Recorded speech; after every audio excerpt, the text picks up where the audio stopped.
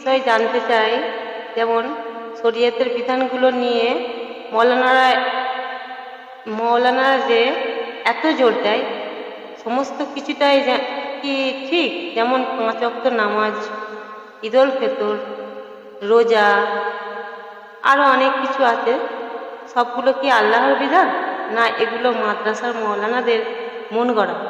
যদি আল্লাহর বিধান না হয় তাহলে তো গুনাহ হবে। এগুলো আপনার কাছে জানতে চাইছি। হ্যাঁ, আপনি খুবই গুরুত্বপূর্ণ বিষয় জানতে চেয়েছেন। আমি চেষ্টা করছি আপনার উত্তরটা সঠিকভাবে দেওয়ার জন্য। বিষয়টা খুবই গুরুত্বপূর্ণ। প্রথম কথা হচ্ছে যে মাদ্রাসার যেগুলো মাওলানা যেটাকে আপনারা বলতে চান, এটা মাদ্রাসার মাওলানা নয়। অ্যাকচুয়ালি মাওলানা হচ্ছে আল্লাহ, আন্তা মাওলানা, আমাদের প্রভু। ওরা তো প্রভু নয়, ছোটো আল্লাহ সাহায্য করতে আছে। তো আগে ওই যারা মাওলানা নামে পরিচিত তাদের পরিচয়টা আপনাকে দিচ্ছি, আপনাদের সকলকে দিচ্ছি। ওগুলো কোরআনের মধ্যে আল্লাহ সঠিক পরিচয় আমি কোরআনের আয়াত অনুযায়ী বোঝানোর চেষ্টা করছি। অ্যাকচুয়ালি ওই যে বিধানগুলো দেয় সেগুলো আল্লাহর বিধান তো নয়, ওগুলো কোরআনের বিধান নয়, ওগুলো হচ্ছে লাওয়াল হাদিসের বিধান। আর ওই বিধানগুলো ওরা নিজেরাই লেখে। যেমন সূরা বাকারা 79 নম্বর আয়াতে আছে যে অতএব তাদের জন্য আফসোস যারা নিজে হাতে গ্রন্থ লেখে এবং বলে যে এটা আল্লাহর পক্ষ থেকে অবতীর্ণ, যাতে এর বিনিময়ে সামান্য অথবা বেশি টাকা পয়সা গ্রহণ করতে পারে। অতএব তাদের প্রতি আক্ষেপ তাদের হাতের লেখার জন্য এবং তাদের প্রতি আক্ষেপ তাদের উপার্জনের জন্য। এছাড়াও আরও অনেক অন্যান্য আয়াত আল্লাহ লিখেছেন, সেগুলো আমি সব বলছি না, মোটামুটি বোঝার মতো বলছি। যেমন সূরা ইমরানে 78 নম্বর আয়াতে আল্লাহ বলছেন যে আর তাদের মধ্যে একদল রয়েছে যারা বিকৃত উচ্চারণে অর্থাৎ মুখ বাঁকিয়ে কিতাব পাঠ করে, যাতে করে তোমরা মনে করো যে ওই কিতাব তারা আল্লাহর কিতাব থেকেই পাঠ করছে, অথচ তারা যা আবৃত্তি করে তা আদৌ কিতাব নয়। আল্লাহ বলছে যে এটা আদৌ আল্লাহর কিতাব নয়, এবং তারা বলে যে এসব আল্লাহর তরফ থেকে আগত, এগুলো সব আল্লাহর তরফ থেকে রচনা, অথচ এসব আল্লাহর তরফ থেকে প্রেরিত নয়, পাঠানো নয়। আল্লাহ বলছেন এগুলো আল্লাহর তরফ থেকে পাঠানো নয়। তারা বলে যে এটি আল্লাহর কথা, অথচ এসব আল্লাহর কথা নয়। আর তারা জেনে শুনে আল্লাহর প্রতি মিথ্যা বদনাম করে।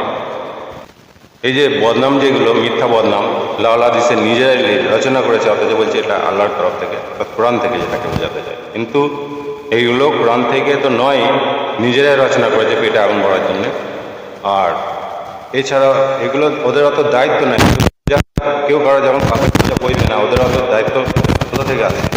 এগুলো ওরা কি বলে যে 5 ওয়াক্ত নামাজ না পড়লে মানে মাটি মঞ্জিল, যেটাকে বলা হয় দাফন কাফন করা হবে না। কাফনের কথা তো কোরআনে লেখাই নেই, দাফন কাফন করা হবে না কবরস্থানে। অথচ এই কবরস্থানগুলো দেখা যাচ্ছে সরকারের পয়সা দিয়ে নিজেরাই ওরা বাউন্ডারি বাঁধিয়ে নিচ্ছে, যেগুলো ওয়াকাফের জায়গাগুলো। এরপরে যখন ওখানে কোনো ফ্যাক্টরি হয়ে যাবে তখন কী হবে? তখন তো বেকার হয়ে যাবে না, এদের বক্তব্যগুলো সব ফালতু হয়ে যাবে। আমার বলার উদ্দেশ্য, যখন কেউ কারো পাপের বোঝা বইবে না, অত জোর দেওয়ার দরকার নেই।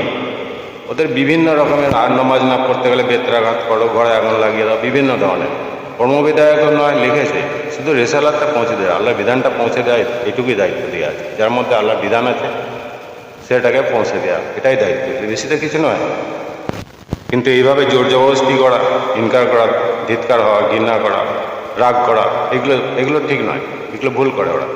যখন কেউ কারোর পাপের বোঝা বইবে না, এগুলো যেমন 39 নম্বর সূরা জুমারের 7 নম্বর আয়াতে বলছে, আল্লাহ বলছেন যে তোমরা কৃতজ্ঞতা হলে জেনে রাখো, তোমরা অকৃতজ্ঞ হলে জেনে রাখো যে আল্লাহ তোমাদের মুখাপেক্ষী নয়, আল্লাহ তোমাদের মুখের দিকে তাকিয়ে থাকে না। আল্লাহ তার অকৃতজ্ঞ বান্দাকে পছন্দ করেন, অকৃতজ্ঞ বান্দাকে পছন্দ করেন না। আল্লাহর যে অকৃতজ্ঞ বান্দা তাকে আল্লাহ পছন্দ করেন না। আর তোমরা যদি কৃতজ্ঞ হও তবে তোমাদের উপর আল্লাহ সন্তুষ্ট হবেন। মনে রেখো একজনের পাপের বোঝা অন্যজন বহন করবে না। তাহলে এখানে কি বলছে আল্লাহ, যে একজনের পাপের বোঝা অন্যজন বহন করবে না। আরও একটা সূরা আছে, আরও অনেক সূরাতে আছে, আমি এগুলো সব বলছি না, যেগুলো বোঝার মতো বুঝলেই হবে, যথেষ্ট, বেশি বলার দরকার নেই।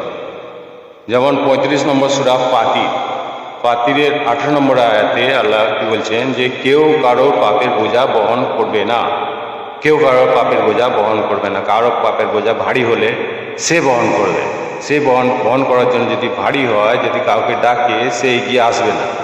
এমনকি কোনো নিকট আত্মীয়ও যদি সে নিকট আত্মীয় হয়, তবুও সে রাজি হবে না। তাহলে এই আয়াত অনুযায়ী তাহলে ওদের জোর জবরদস্তি করাটা তো ভুল হচ্ছে না।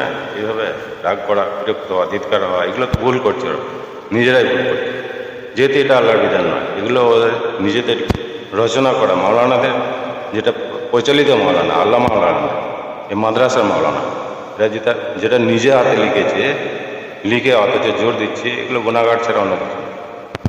এক তো কোরআনের আয়াতের বিনিময় যদি কেউ নেয়, সেটা পেটে আগুন হওয়ার কথা। আল্লাহ বলছেন কোরআনের মধ্যে, যে আয়াত শুনিয়ে কাউকে বুঝিয়ে যদি তার বিনিময় নেয়, বা নামাজ পড়িয়ে বা আরবি পড়া শিখিয়ে, যাই বা জলসা যেভাবে করে ওরা পয়সা নেয়, জলসা করে, তারপর সবিনা খতম যেটাকে বলা হয়, এগুলো করে যে পয়সাগুলো নেয়, এগুলো পেটে আগুন করে, অন্য কিছু না।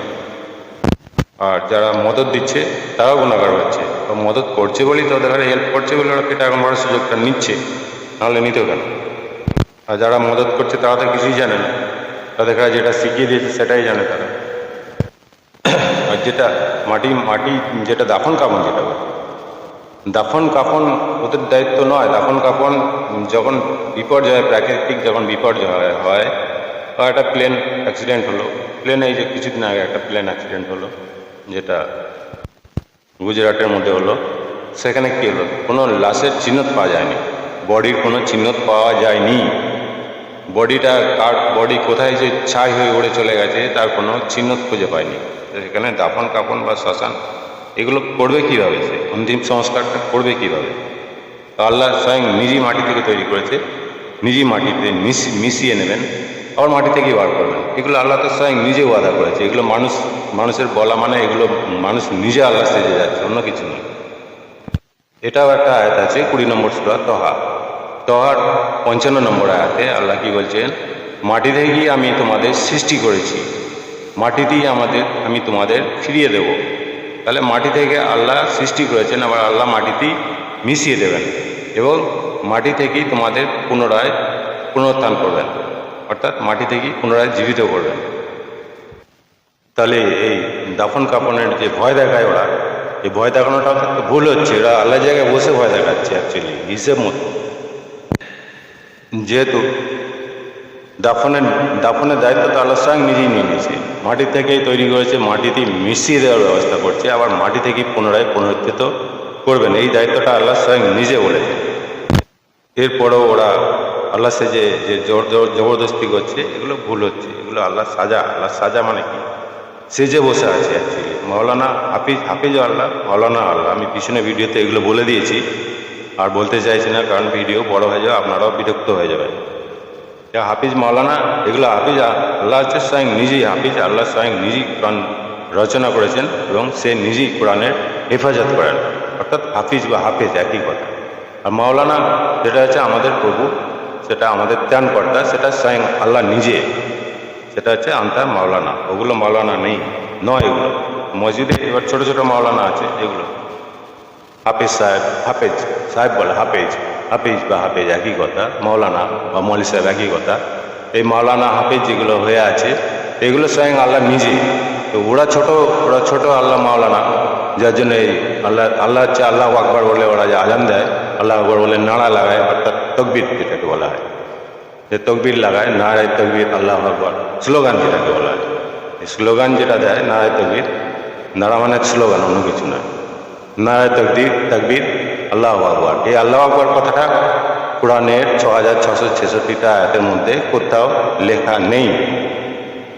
আর এই যেভাবে ওরা মানে মৃত বডিটাকে, অর্থাৎ মৃত ডেড বডিটাকে যেভাবে গোসল, যেটাকে বলে গোসল, অর্থাৎ যেটাকে বলা হয় মানে স্নান, এই যে স্নান করানো হয়, এইভাবে স্নান করানো বা উজু দিয়া থাকে, সে তো মারা গেছে, তার তো নাকে জল ঢুকবেই না, সে মারা গেছে, তাকে উজু দিয়া, তাকে গোলাপ জল দিয়া, আতর দিয়া, কর্পূর, ন্যাফলিন যেটা বিভিন্ন রকমের এগুলো ব্যবহার করে, সেই মৃত মানুষটাকে তাকে কুলুপ দেওয়া হয়। তো মৃত মানুষটা সারা জীবন যখন সে একটা নারী পুরুষ যেই হোক, সে তার গুপ্তাঙ্গকে সে গোপন করলো সবার সামনে। আর মরার সময় তাকে, মরার পরে তাকে কী করছে, গোপনাঙ্গে হাত দিয়ে তাকে কুলুপ দেওয়া হচ্ছে। 3টে মাটির ঢেলা নিয়েছে, মানে পবিত্র মাটি, পবিত্র উঁচু মানে দেওয়ালের মাটি, সেখানে কি কাক বসে না, না অন্য কোনো পাখিরা বসে না, পায়খানা করে না, সেইগুলোকে নিয়ে কুলুপ দেয় হাত দিয়ে, সেখানে তাকে আবার পেট টিপে তার পায়খানাটাকে বার করে দেয়, অনেক কিছু করে। এগুলো খারাপ, এগুলো ঠিক নয়।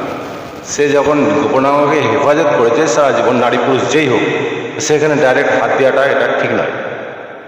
যাই হোক, এটা উজু নয়, উজু মানে উজুর ব্যাখ্যা পিছনে আছে, ওগুলো শুনে নেবেন, বুঝতে পেরে যাবেন। মরে গেলে আবার কি উজু হবে? মরে যে গেছে, মারা গেছে যে, সে তো মারাই গেছে, তার আবার কি উজু হবে? যাই হোক, উজু হোক, যাই হোক। এবার কাফনের বিষয়টা যেভাবে করে ওটা এইভাবে কোরআনে লেখা নেই। আর দাফনের বিষয়টা স্বয়ং আল্লাহ নিজে নিয়ে নিয়েছে, কারণ আল্লাহর উম্মত যেটা, আল্লাহর উম্মত অ্যাকচুয়ালি আল্লাহর উম্মত হচ্ছে সারা বিশ্বে যত মখলুকাত আছে সবগুলি আল্লাহর উম্মত। এগুলো কোরআনের আয়াত আমি পিছনে ভিডিওতে বলে দিয়েছি, আমি বলতে চাইছি না, ভিডিও বড় হয়ে যাবে, আপনারা বিরক্ত হয়ে যাবেন। তা আল্লাহর উম্মতের দায়িত্ব আল্লাহ স্বয়ং নিজে নিয়ে নিয়েছে, সব উম্মত দেখারে মাটির সঙ্গে মিশিয়ে দেবে, এবং মানুষকেও যে মাটি থেকে তৈরি করেছে সেটাও সে আল্লাহ স্বয়ং নিজেই বললেন, আমি বলে গেলাম পিছনে, যে মাটি থেকে তৈরি করেছি, মাটিতে মিশিয়ে দেওয়ার ব্যবস্থা করা হবে। মিশে যাবেই, সুনামি হচ্ছে, ভূমিকম্প হচ্ছে, প্লেন দুর্ঘটনা হচ্ছে, বিভিন্ন রকমের যেগুলো মাটির সঙ্গে মিশে যায়, সেগুলো কি মানুষে করে না তাদের বডির কোনো অস্তিত্ব খুঁজে পায়? কেউই খুঁজে পায় না, নিকট আত্মীয়তা সন্ধান করলেও খুঁজে পায় না। তো সেগুলো কী করে? ঈশ্বর স্বয়ং নিজে তার মাটিতে মিশিয়ে দেওয়ার ব্যবস্থা করেন। আর যদি কেউ টাচ না করে তবুও, আর বাকি এই 17,000 বাদ দিয়ে, 17,999টা বাদ দিয়ে যে আশরাফুল মখলুকাত যেটা হচ্ছে মানুষকে বাদ দিলে তো সবগুলোকেই মাটিতে মিশিয়ে দিচ্ছেন, স্বয়ং নিজে ঈশ্বর নিজে মাটিতে মিশিয়ে দিচ্ছেন। এগুলো মানুষকে দাম্ভিকতা দেখানোর কোনো দরকারই নেই। আর এই রোজার কথাটা লেখা নেই, পাকস্থলী রোজা এরকমভাবে কোরআনে লেখা নেই। আর নামাজ যেটা 5 ওয়াক্ত নামাজ, এটাও কোরআনে লেখা নেই। নামাজটা খুব কঠিন জিনিস, ওরকম আল্লাহ স্বয়ং নামাজ ওইভাবে নামাজ পড়া হয় না, ওটা মসজিদও নয় অ্যাকচুয়ালি। আমি এর পরে ভিডিওতে বলবো, পিছনে ভিডিওতে বলা আছে যে ওটা মসজিদ নয়, ওটা নামাজ নয়।